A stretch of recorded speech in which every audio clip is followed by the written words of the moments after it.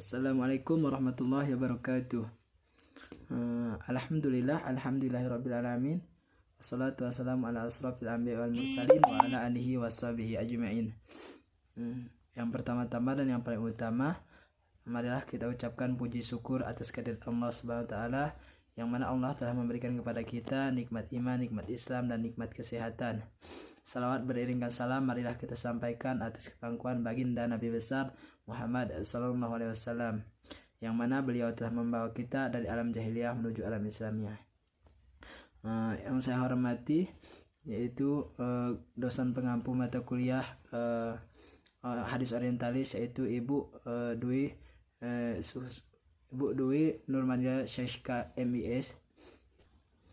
Yaitu tujuan saya membuat video ini adalah untuk memenuhi tugas midterm atau UTS, yaitu tentang hadis orientalis. Jadi perkenalkan, nama saya Arpika, NPM 2012112779. Nah, baik, di sini saya akan menjawab soal nomor 1, yaitu apa tujuan apa kajian dan ruang lingkup orientalis itu. Nah, jadi orientalis ini adalah mengkaji, yaitu orang-orang yang di dunia timur, orang-orang orientalis yang mengkaji Islam, akan tetapi mereka tidak mengimani. Mereka belajar tentang Islam, belajar hadis, belajar Al-Quran, tetapi mereka malah menjerumuskan menjerumuskan orang-orang yang bisa dibilang yang menghafal hadis, menghafal Al-Quran, tetapi mereka orang orientalis ini menyesatkan. Nah, adapun ruang lingkup yang mereka ruang lingkupnya yaitu yang pertama aspek keagamaan, kemudian aspek bahasa, kemudian aspek sejarah, kemudian aspek politik, dan kemudian aspek adat istiadat, kemudian aspek keilmuan, dan yang terakhir aspek ekonomi. Kemudian yang kedua, tujuan orientalis. Nah, apa saja tujuan orientalis ini? Jadi orientalis ini bertujuan untuk menyepelekan Islam, menyesatkan Islam, dan mengecilkan Islam. Bahwasanya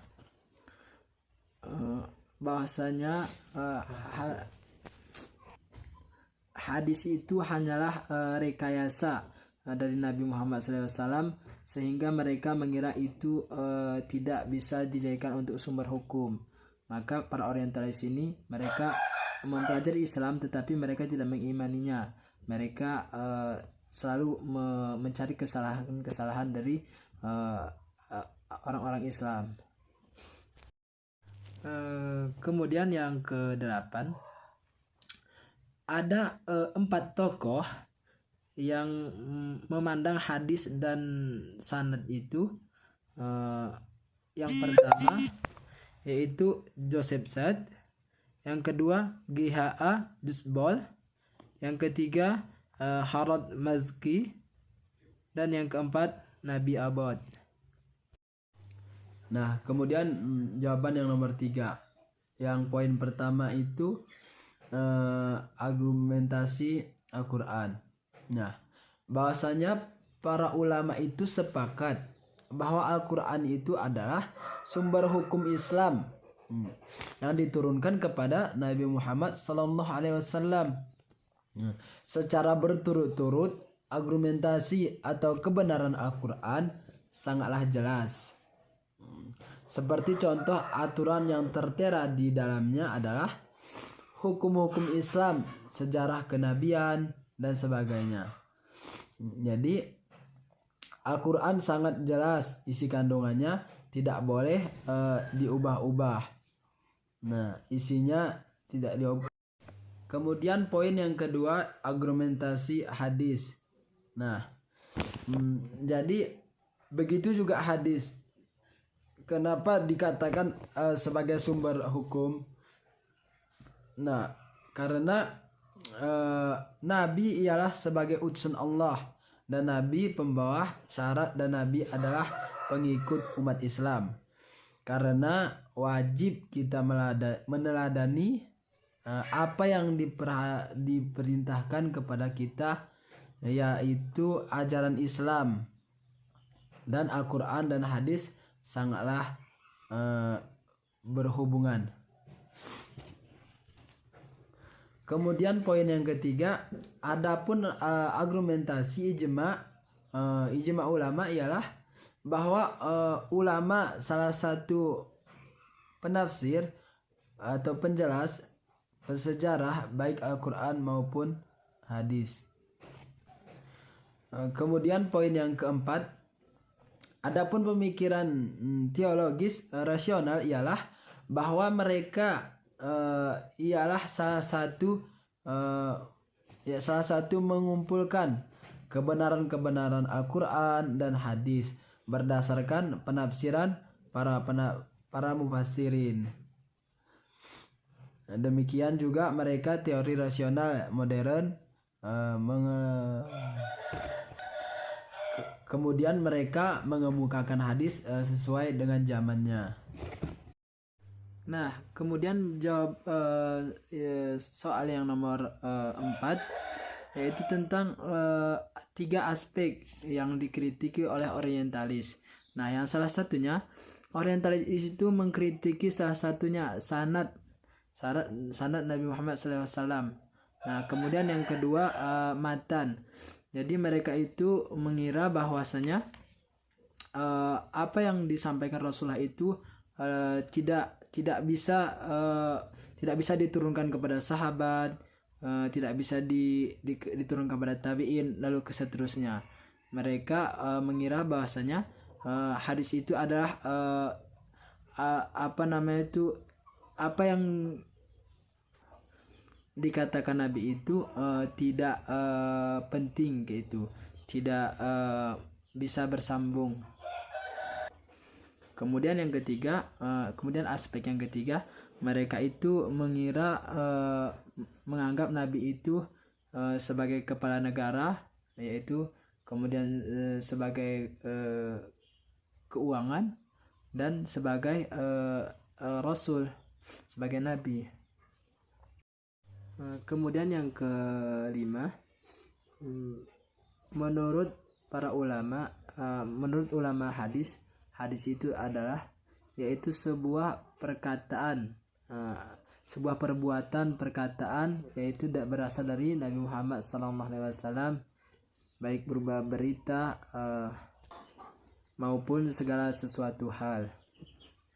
Kemudian hadis yang dikemukakan Ignaz Goldziher, yaitu Ignaz Goldziher ini menganggap bahwasanya menyatakan bahwa hadis merupakan dua konsep yang tidak identik. Nah, sunnah adalah kebiasaan atau tradisi suci, sementara hadis adalah dokumentasi dari sunnah. Kemudian sikap Goldziher ini terhadap hadis, dia menganggap hadis-hadis yang dinilai sahih oleh ulama hadis dalam berbagai kitab hadis. Berikut di antara alasan dan data yang disampaikan oleh Goldziher tentang pembuatan hadis palsu, yaitu yang pertama, pemalsuan hadis oleh kelompok ulama. Menurut Goldziher, hadis palsu dibuat dalam bentuk kritik para ulama yang ditunjukkan kepada penguasa Bani Umayyah yang dikemas dalam format hadis yang Nabi sehingga memiliki nilai. Kemudian yang keenam, yaitu tentang kritikan Muhammad Mustafa Az-Zami tentang pendapat Ignaz Goldziher, yaitu Muhammad Mustafa ini mengatakan bahwasanya hadis itu adalah jalan kebenaran umat Islam, atau jalan yang benar dan tepat. Dan Muhammad Mustafa ini menganggap sanad itu harus kita pegang dan harus kita tekuni. Nah, seperti itu yang dikatakan Muhammad Mustafa Az-Zami. Kemudian yang ketujuh, yaitu pengertian sanad. Nah, pengertian sanad matan. Yang pertama, pengertian sanad. Sanad itu yaitu berasal dari kata bahasa sanada, yasnudu, dan sunudan, yang berarti sesuatu yang menonjol dari tanah yang tinggi, bukit atau wadi. Kemudian pengertian matan. Nah, matan itu secara bahasa matan berarti punggung, jalan atau muka jalan, tanah yang keras dan tinggi. Dan matan dalam ilmu hadis ialah penghujung sanad. Kemudian bagaimana para ulama itu menganggap matan dan hadis itu sahih. Nah, yang pertama bahwasanya sanadnya bersambung, kemudian yang meriwayatkan hadis itu kuat hafalannya, kemudian hadisnya tidak cacat. Nah, seperti itu. Nah, tokoh yang pertama yaitu Joseph Sad, yang kedua Giha Dusbol, yang ketiga Harold Mazki. Bahwasanya ketiga tokoh ini menganggap bahwasanya hadis itu hanyalah perkataan Nabi yang Nabi itu merekayasa perkataan itu, dan para sahabat juga merekayasa bahwasanya para sahabat juga merekayasa perkataan tersebut. Begitu juga dengan para tabi'in, bahwasanya ketiga tokoh ini menganggap itu semua hanyalah rekayasa.